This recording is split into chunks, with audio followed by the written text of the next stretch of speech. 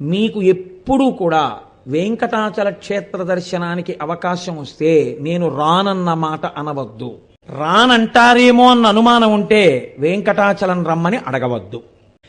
అలా వెంకటేశ్వర స్వామి వారికి రాత్రి దండలు ఒకలా వేస్తే తెల్లవారేటప్పటికి ఒకలా మారిపోయేవి. ఎవరు చేస్తున్నారని ఒక రోజున అనుమానం వచ్చి ఒక మహంతు గుదిలో నక్కి పడుకున్నాడు చూద్దామని.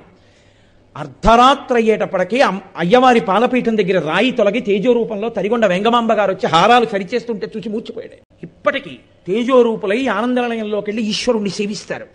బ్రహ్మగారు, చతుర్ముఖ బ్రహ్మగారు ప్రతిరోజు వెంకటేశ్వర స్వామి వారి పాదాలు కడిగి ఆ పాత్ర అక్కడ ఉంచుతారు. అందుకే రాత్రి నీటి చెంబు ఉంచి తలుపులేస్తారు. ఆ శేషాన్ని సుప్రభాతానికి వెళ్ళిన వాళ్ళకి దర్శనమిస్తారు. అంతటి మహానుభావుడు వెంకటరమణుడు. వెంకటరమణుడంటే వెంకటరమణుడే. ఒకరా ఇద్దరా, ఎంతమందితో అనుబంధం. వారం రోజులు కాదు, కొన్ని నెలల పాటు వెంకటరమణుడు